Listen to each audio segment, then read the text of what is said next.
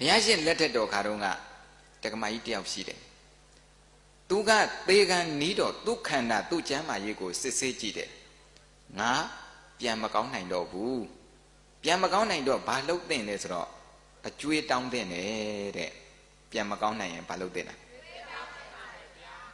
ဒီပြိတ္တကိုအဲ့ဒါကိုလက်ခံလားဒါမှလက်မခံရင်အရှုံးခံလိုက်မှာပေါ့လေဘယ်လိုနေလဲဟိုကအကျွေးတောင်းသင့်တယ်ငါသေသွားလို့ရှိရင်ဘယ်သူမှပြန်ပေးမှမဟုတ်တော့ဘူးအဲ့တော့မသေးခင်တောင်းမှဖြစ်မယ်သားကိုခေါ်တဲ့ချစ်သားအမေသေးရင်ဒီလူတွေကျွေးပြန်ပေးမှမဟုတ်ဘူးအဲ့တော့ဘယ်သူရှိမှဘယ်လောက်ဘယ်သူရှိမှဘယ်လောက်ဟောဒီမှာစီရင်အမေချမ်းမကြီးမကောင်းတာကိုမပြောနဲ့မင်းသွားပြီးတောင်း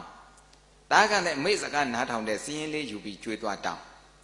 သားကသွားတောင်းနေတော့မှဒီကအမေကသေသွားတယ်သားကိုမဆွဲဘူးလဲဆွဲလားကျွဲတောင်းသွားတဲ့သားကို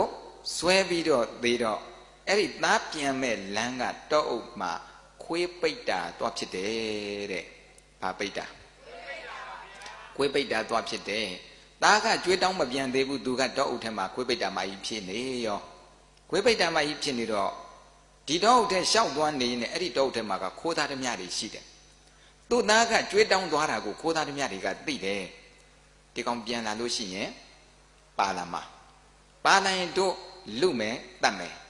အားလုံးတိုင်ပင်နေတာကိုအဲ့ခွေးပိတ်တံမကြီးကသိတော့ငါသားတော့ဒုက္ခရောက်တော့မှာပဲသားပြန်လာမဲ့လမ်းတောအဆက်ကနေသွားဆောင်နေတယ်ဝင်လာမဲ့လမ်းကနှစ်ခွရှိနေတယ်တလန်းကအဲ့ဒီခိုးသားဓမြတွေပဲဒါသူ့သားသွားမဲ့လမ်းတလန်းကတော့ကိုယ်ရှောင်သွားရမယ်လွတ်နိုင်တယ်အဲ့တော့သူ့သားကပတ်စံတုပ်လေးပိုင်းပြီးပြန်လာတော့ခိုးသားဓမြတွေရှိနေတဲ့စောင့်နေတဲ့လမ်းကသူ့သွားရမယ်လမ်းအဲ့တော့ဒီလမ်းကိုသွားမယ်လဲလို့ရောခွေးပိတ်တာမကြီးကအဲ့ဒီလမ်းကနေကန့်လန့်ကြီးပိတ်ထားလိုက်အောင်ရှေ့မတိုးရဲအောင်သားကိုဟန့်တားလိုက်တာသားဖြစ်သူကအမေငါဆွဲသေးလို့ခွေးပိတ်တာဖြစ်တယ်လို့သိလားမသိဘူးနော်မသိတော့ဒီခွေးမကြီးကလည်းရှုပ်လိုက်တာဆိုခဲနဲ့ပေါက်ထုတ်တာခွေးမကြီးရင်ထဲမှာတော့လူလေမင်းသွားမဲ့ရှေ့ခကြီးမှာခိုးသားဓမြတွေစောင့်နေတယ်အဲ့ဒီခိုးသားဓမြတွေကမင်းစီကပိုက်ဆံလုပြီးမင်းကိုတတ်ပြစ်မှာမင်းဒီလန်းကမသွားနဲ့ခွေးမကြီးရင်ထဲမှာပြောကျင်နေတာနော်ပြောလို့ရလားပြောမရတော့သွားမရအောင်လမ်းကိုကန့်လန့်ဖြတ်ပိတ်တာတော့သားဖြစ်သူကအမေမှန်းမသိလို့ခဲနဲ့ပေါက်ထုတ်တော့အော်ပြေးရတယ်ဘယ်နှခါနာလားကဲတစ်ခါပါလားသားဆွဲသေးလို့ခွေးပိတ်တာဖြစ်လို့လည်းတစ်ခါနာတယ်သားကမသိလို့ခဲနဲ့ပေါက်တော့လေတစ်ခါနာတယ်မရှုံးလားရှုံးလားရှုံးတယ်ဒီတော့ဆွဲလန်းစိတ်နဲ့သေရင်ဆွဲတဲ့နေရာမှာပိတ်တာဖြစ်တယ်အဲ့တော့သေခါနီးရင်ဆွဲစိတ်နဲ့သေရမှာလားအဆွဲကင်းကင်းသေရမှာလားသေခါနီးရင်တန်ရောစင်တွေဖြတ်တောက်ပါတဲ့တန်ရောစင်မီးတွေမှုေးရမှာလားဖြတ်တောက်ရမှာလားတချို့ကလည်းအဲ့ဒါကိုမဖြတ်နိုင်တော့နော်သားမရောက်သေးဘူးလားသမီးမရောက်သေးဘူးလားမသေးခင်တမေးတဲ့မေးလို့နောက်ဆုံးမျက်လုံးမဖွင့်နိုင်တာတော့မှသားတွေသမီးတွေကအမေဟောဒီမှာအမေသားကြီးရောက်ပြီအမေသားကြီးရောက်ပြီဆိုပြီးတော့သားလက်ကိုအမေရင်ဘတ်ပေါ်တင်းအမေလက်နဲ့ကပ်ပေးလိုက်တော့မှဟင်းဆိုအသက်ထွက်သွားတယ်ကောင်းသလားမကောင်းဘူးဒီသားကိုစွဲနေတာနော်ဘုန်းကြီးပြောပြမယ်ဘုန်းကြီးမေတော်ကြီးဆုံးကန်ဤတော့ဘုန်းကြီးသွားစောင့်ရှောက်တယ်ဆရာဝန်မေးတယ်တခါကြီးဒီလိုဖြစ်နေရင်ဘယ်လိုလဲဆိုတော့နောက်3ရက်ထက်မပိုဘူးဗျာတဲ့ဆရာဝန်ကတိတိကျကျပြောတယ်သူပြောတဲ့အတိုင်းလဲ3ရက်ထက်မပိုပါဘူးအဲ့တော့ဘုန်းကြီးတရားစခန်းတရားဟောတာတွေရပ်ထားပြီးတော့မေတော်ကြီးပြန်စောင့်ရှောက်အောင်မယ်ဆိုဘုန်းကြီးမှညီတစ်ပါးရှိတယ်ညီကိုနှစ်ပါးဘယ်ဘက်တစ်ယောက်ညာဘက်တစ်ယောက်ထိုင်ပြီးတော့3ရက်လုံးလုံးသတိပေးတာငါအိတ်ချင်ရင်မင်းသတိပေးမင်းအိတ်ချင်ရင်ငါသတိပေးမယ်ဒကမကြီးနာမှာတရားတန်ပဲရှိပါစေတို့စောင့်ရှောက်တဲ့ဒီချိန်မှာအဲ့တော့တောရွာဒေသထုံးစံအတိုင်းဝက်တို့ကြက်တို့မွေးထားတဲ့အကောင်ပလောင်တွေလည်းရှိတယ်ကိုယ်အိမ်ကမမွေးပင်နဲ့ချီရင်ကောင်းရင်အိမ်တွေကမွေးထားတော့တတ္တဝါတွေကဘယ်သိတတ်မှာလဲ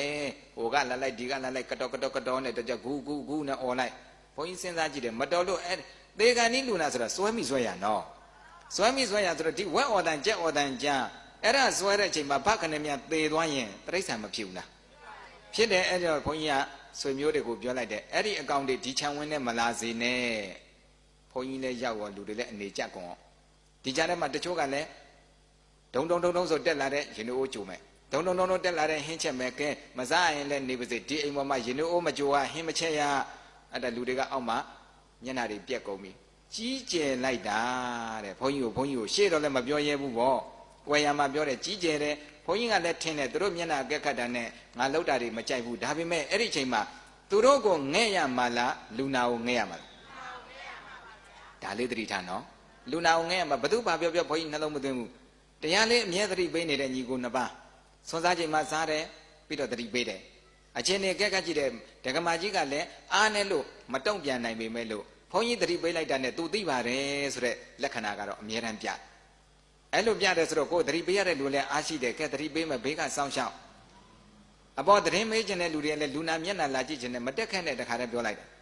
ဘာဖြစ်လို့လဲလာကြည့်ပြီးတော့အိုးဆိုပြီးတော့စုတ်တတ်နဲ့ဟိုလူကကြားနေတယ်နားကနော်အဲ့တော့စုတ်တတ်နဲ့မတက်တာတခုပြောလိုက်လို့စိတ်မကောင်းဖြစ်သွားရင်သေကံဒီမှာအားနေနေတဲ့ချိန်မှာအဲ့မကောင်းတဲ့စိတ်ကလေးစွဲသွားရင်တမန်တော်အတွက်ကောင်းလားအဲ့တော့လူလည်းတယောက်မှအိမ်ပေါ်မတက်ရလာလဲမျက်နှာမကြည့်ရအနာလဲမကတ်ရဘုန်းကြီးအကောင်အမိတ်တို့တရိษံကအစအနာမလာစေနဲ့သူ့ဘေးနားမှာတရားတန်တစ်မျိုးပဲဘုန်းကြီးသတိပေးဆောင်ရှောက်အားလုံးကလည်းကိုယ်ရမှာပြောလိုက်တဲ့အတင်းကတော့မပြောနဲ့သူတို့တရွာလုံးဒီပုံစံဒီလိုပဲနေကြဘုန်းကြီးရောက်ခံမှအနာမသွားရတာတွေရောစကားကြဲကြဲမပြောရတာတွေရောအတန်မထွက်ရဆိုတာတွေရောစုံနေတော့အမျိုးမျိုးပြောတာပေါ့နောက်ဆုံးကန်ဒီ9မိနစ်လောက်အလိုမှာဘုန်းကြီးကအနတ္တတရားလေးဟောပေးလိုက်စောကအနတ္တဟောရင်လည်းစိတ်ထက်ကြမှာဆိုလို့မပြောဘူးဝိပဿနာရှုဖို့တော့သတိပေးတယ်ဆုံးကန်ဒီ9မိနစ်လောက်ကြာမှဒကမာကြီးဘုန်းကြီးပြောတဲ့အတန်ကိုမတုံ့ပြန်နိုင်လို့စိတ်မကောင်းမဖြစ်နဲ့ဘုန်းကြီးပြောတဲ့အတန်ဒကမာကြီးကြားပြီးလိုက်လုံနေဖို့ပဲအရေးကြီးတယ်ကိုရတဲ့ခန္ဓာကြီးကအနတ္တခန္ဓာကိုဖြစ်ချင်တယ်လို့မဖြစ်ရဘူးသူဖြစ်ချင်တယ်လို့ဖြစ်နေမှာကိုကတုံ့ပြန်ပြောဆိုခြင်းနဲ့မပြောနိုင်ဘူးဆိုတော့ဩငါဥစဉ်ကိုပြန်ပြောခြင်းနဲ့မပြောနိုင်ဘူးဆိုစိတ်မကောင်းမဖြစ်နဲ့အနတ္တခန္ဓာတဲ့ဘာခန္ဓာတဲ့ကိုဖြစ်ခြင်းတယ်လို့မဖြစ်ရဘူးသူဖြစ်ခြင်းတယ်လို့ဖြစ်မှာအဲ့တော့ဘယ်လိုပဲဖြစ်ပါစေဖြစ်တဲ့အတိုင်းလေးပဲသူ့တဘာဝမြင်အောင်ကြည့်နေပါအဲ့ဒီအနတ္တတရားလေးသတိပေးပြီးမကြခင်မှာပဲမေတော်ကြီးလဲဆုံးသွားပါတယ်အတုပချတော့မယ်ဇာပနအတုပချတဲ့နေ့ကျမှဘုန်းကြီးကဟောဒီနောက်ဆုံးအချိန်အကြောင်းလေးကိုတရားဟောပေးတယ်။ဘာကြောင့်ဘုန်းကြီးဒီလိုစောင့်ရှောက်လဲသေကံဒီမှာဘလောက်အရေးကြီးလဲတကယ်လို့ဘေးကအတန်ပလန်တွေထွက်လာလို့တစ်ချက်ကလေးများစိတ်မကောင်းဖြစ်သွားရင်အဲ့ဒီလူနာအတွက်မနစ်နာဘူးလားနစ်နာလားနစ်နာတယ်ကိုယ့်အတွက်ကဘာမှမဖြစ်ပေမဲ့သူ့အတွက်ကတော့နောက်ဘဝတဘဝလုံးသွားရောတဲ့နော်မသွားဘူးလားသွားလားသွားတယ်ဒီတစ်ချက်ကလေးမကောင်းလိုက်တာနဲ့တမလွန်သွားပြီတမလွန်အဲ့ဒီတစ်ချက်သွားလိုက်တာတည်းတဘဝလုံးဒုက္ခရောက်တာဘယ်လောက်ဒုက္ခရောက်တာတဘဝလုံးအဲ့တဘဝကလည်းမကောင်းတဲ့ဘဝဖြစ်တဲ့အတွက်ကုသိုလ်ဖြစ်ခွင့်မရှိလို့အကုသိုလ်တွေထပ်ဖြစ်မယ်ဆိုရင်နောက်ဘဝတွေလည်းဆက်တိုက်သွားရောနော်ဒါကြောင့်မိတ်ကောင်းဆွေကောင်းဆိုတာဘုန်းကြီးသုံးသပ်ကြည့်ပါတယ်ဘယ်အချိန်ဘယ်လိုကိုယ့်အပေါ်မကောင်းရင်နေပါစေသေကံကြီးလေးတစ်ချက်ကောင်းပေးနိုင်ရင်ဘာလို့ခေါ်လဲမိတ်ကောင်းဆွေကောင်းမခေါ်နိုင်ဘူးလားခေါ်နိုင်တဲ့သေကံကြီးတစ်ချက်ကောင်းရင်နောက်တစ်ဘဝလုံးအတွက်ကောင်းပေးတာ ਨੇ အတူတူပါပဲတဲ့နော်